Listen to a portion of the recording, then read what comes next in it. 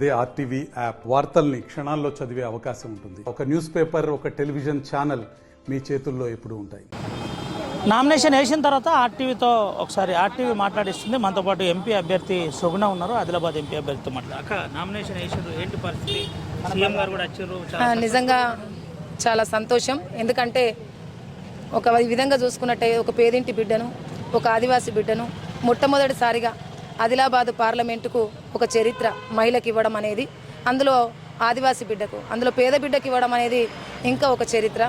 అందులో భాగంగానే మరి ఈరోజు నేను కాంగ్రెస్ పార్టీ నా జాతీయ కుటుంబానికి, సోనియమ్మ గారికి, రాహుల్ గాంధీ గారికి, మల్లికార్జున ఖర్గే గారికి, అదేవిధంగా గౌరవనీయులు రేవంత్ అన్న రెడ్డి గారికి, మరి సీతక్క గారికి, బొజ్జు తమ్ముడు గారికి, 7 నియోజకవర్గాల డీసీసీలు అండ్ ఇన్ఛార్జీలు అందరికీ కూడా, మళ్ళీ అదేవిధంగా నా ఆదిలాబాద్ పార్లమెంటు ప్రజలందరికీ కూడా నేను చేతులెత్తి నమస్కరిస్తున్నాను.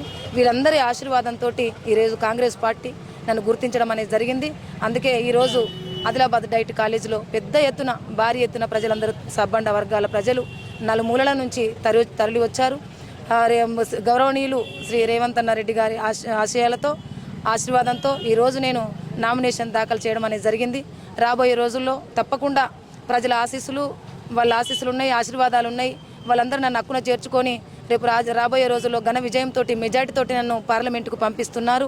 అక్కడ రాహుల్ గాంధీ గారు తప్పకుండా అక్కడ మన ప్రధానమంత్రి కాబోతున్నారు. 30 కేసులున్న సుగుణక్క, 52 కేసులున్న సుగుణక్క కొంగు జాపుతుంది, ఓట్లు కావాలంటుంది. ఎందుకని వీక్ అయిపోయినా ఏంటి అసలు? అదేం లేదు. నేను ఉద్యమాల్లో ఉన్నప్పుడు నా 52 కేసులు పెట్టి, ఒక ఉప కేసు ఇంకా దాని మీదకెళ్ళి రేపు జైలుకు పోతే ఒక ప్రశ్నించే గొంతుక జైల్లో ఉండిపోతుంది, నా నోరు మూతపడుతుంది.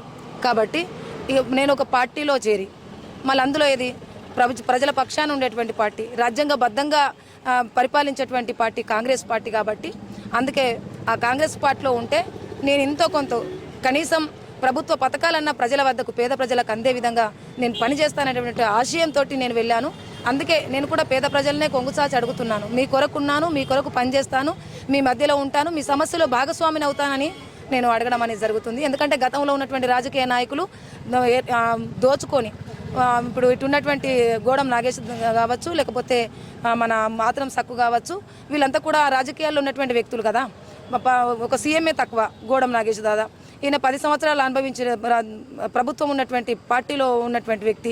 మరి వీళ్ళు ఏమి చేయలేదు కాబట్టి రేపు రాబోయే రోజుల్లో వీళ్ళు కూడా ఇట్లనే కావచ్చు అని అనుకుంటారు కదా.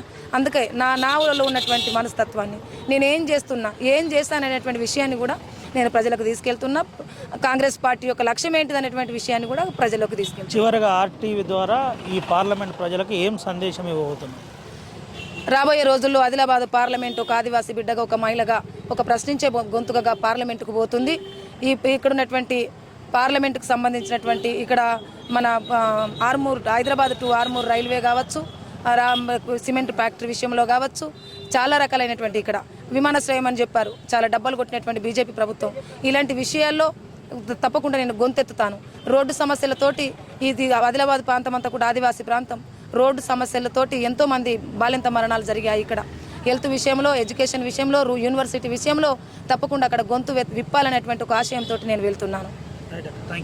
ఇది పరిస్థితి. ఖచ్చితంగా పార్లమెంట్లో గొంతు వెత్తాను కాబట్టి నాకు ఓటేయాలని చెబుతున్న పరిస్థితి. కేసులు ఉన్నప్పటికీ నేను పేద ప్రజలనే కొంగుజాపి అడుగుతున్నాను, ఓటేయమని అడుగుతున్నా అని చెబుతున్న పరిస్థితి కనబడుతుంది. రేవంత్ రెడ్డి రావడంతో నూతన జోష్ వచ్చిందని ఎంపీ అభ్యర్థి చెబుతున్న పరిస్థితి. నామినేషన్ దాఖలు చేసిన అనంతరం ఆర్టీవీతో ఆత్రం సుగుణ ఎక్స్క్లూజివ్గా ఇంటర్వ్యూ ఇచ్చిన పరిస్థితి కనబడుతుంది. సుమంతరావు, అవినాయక్, ఆర్టీవీ, ఆదిలాబాద్ నుండి. మరిన్ని వీడియోస్ కోసం ఛానల్ ని సబ్స్క్రైబ్ చేయండి. లేటెస్ట్ అప్డేట్స్ కోసం వాట్సాప్ ఛానల్ ని ఫాలో చేయండి. అండ్ లింక్ డిస్క్రిప్షన్ లో ఉంది.